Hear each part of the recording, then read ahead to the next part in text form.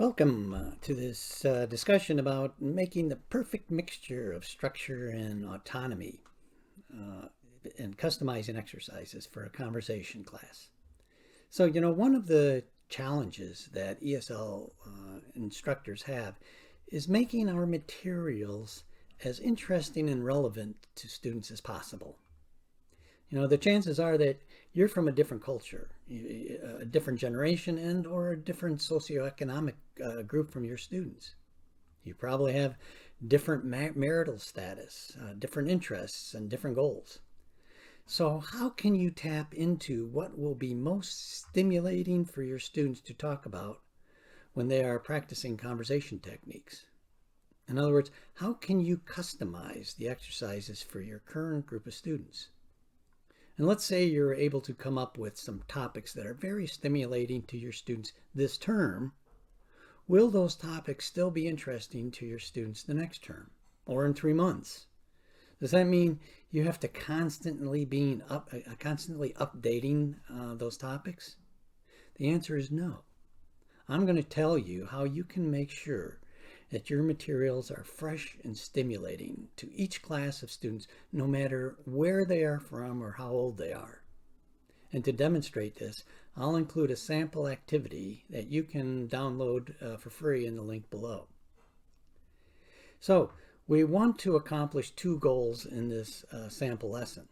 One, we want to teach students a conversation technique. In this lesson, the technique is to express opinions and to politely agree and disagree with someone. And the second goal, we want to include content that is directly relevant and interesting to a specific group of students. So students have the opportunity to give their opinions on topics that are interesting to them, which may not be ones that the teacher or textbook would provide. So the perfect mixture of structure and customization involves 3 parts. So part 1, we're going to be doing an introductory exercise. Students in this part are introduced to the technique and briefly work with some examples on how to use the technique in conversational situations. And then in part 2 is a structured exercise using the instructor's questions or prompts, and the students will be practicing in pairs or small groups. In other words, we don't just tell students to practice the technique with a partner. First, there needs to be some structure to the exercise. Then, after part 2, when they understand how to use the technique and what types of situations they'll use it in, now they're ready for part 3, and this is the customizing exercise. Using step 1 and step 2 as models, students in pairs write prompts or questions. Then in new groups, they use these student-made items for further practice of the technique. So to demonstrate this perfect mixture, we'll look at giving opinion activity. The conversation technique they will practice in this example are 1, using natural statements to express an opinion. Also, using natural statements to agree, and using natural statements to disagree. So here are some samples from steps 1 through 3. You'll find, again, like I said, you'll find the links to this complete exercise below. So these are the expressions that we're going to be working with in this. So expressing opinions, so statements, we're giving them a variety of natural expressions to use when you want to make a statement about your opinion. So you can say, in my opinion, it seems to me, don't you think, according to, and I feel. Then when they're going to agree with someone, very natural, polite, I agree, of course, and then some other options they would have. You're right, I think so too, that's right, or that's true, or that's a good point. And then to disagree with someone, again, very polite, natural way would be, I'm afraid I disagree, or I'm not sure I agree. Maybe, but, or perhaps, but, and then I don't agree. So these are all different expressions that they will be working with. So in part 1, we have an introductory exercise. Students are introduced to these expressions, and then they briefly interact with some examples of how they can use these in conversational situations. And I won't spend time here right now on this introductory exercise, but again, you can find it in the link below. Then in part 2, students apply what they learned from the introductory exercise, and they do this in pairs. One is student A and the other is student B. They're going to have separate papers, different papers. And to demonstrate this, let's say I am student A and you are student B. So this is your paper. It looks like this. This is the complete paper that you would get. I don't see this.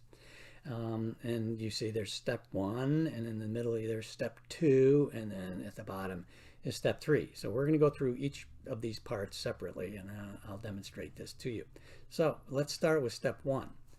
So here we have student B, and here's the the directions. So listen to student A, me, choose one response, and give reason for your opinion.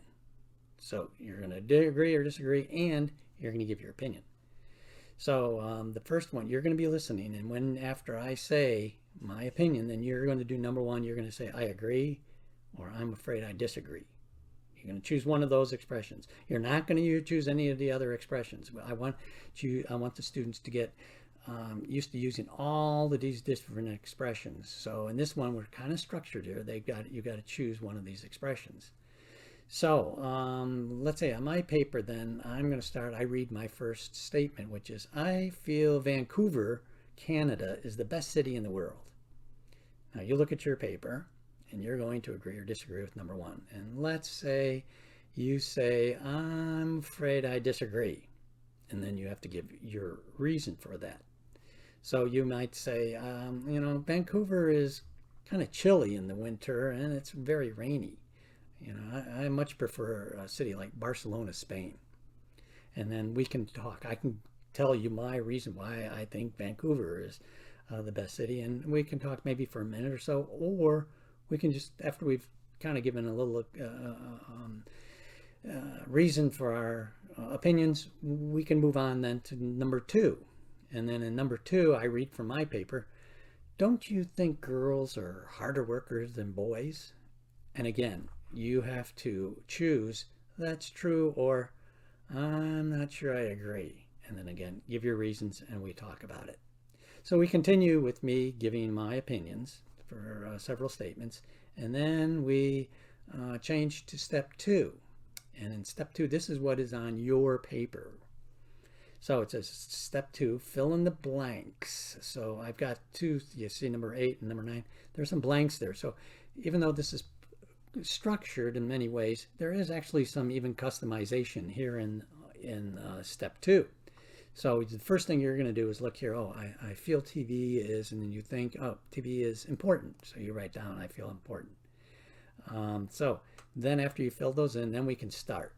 And you're going to read number 7 to me. And you say, don't you think single life is better than married life? And on my paper, which you don't see, and I didn't see this sentence, I would listen to you, and then I have to choose a form of agreeing or disagreeing.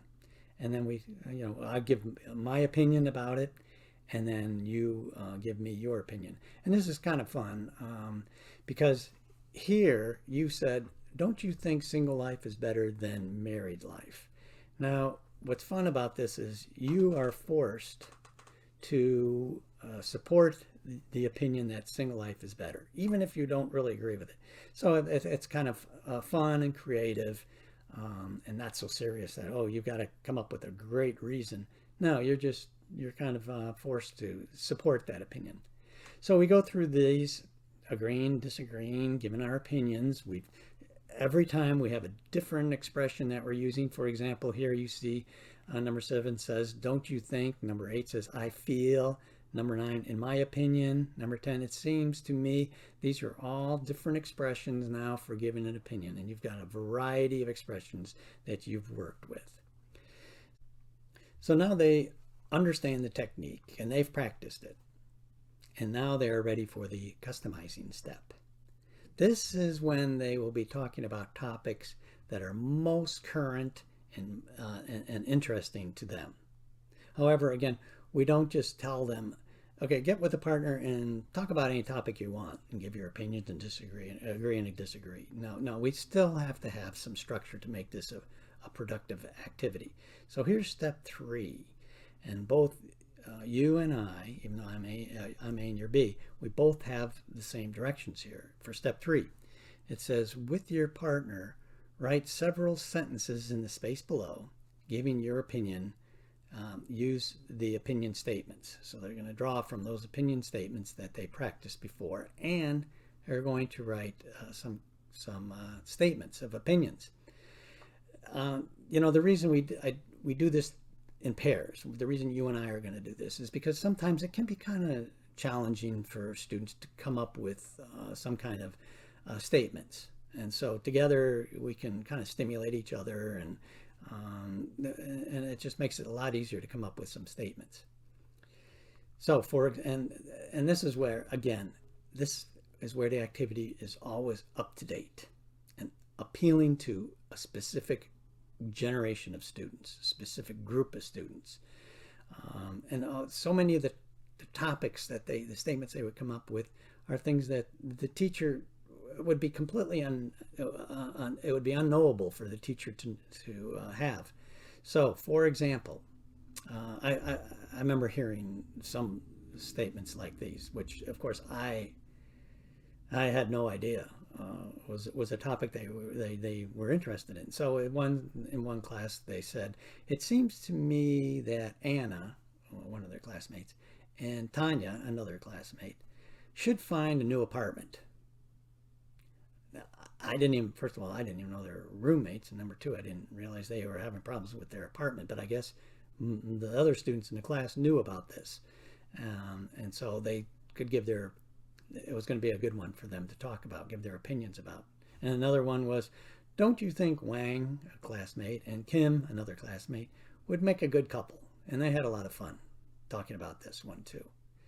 But they also can write, more kind of serious topics about current events.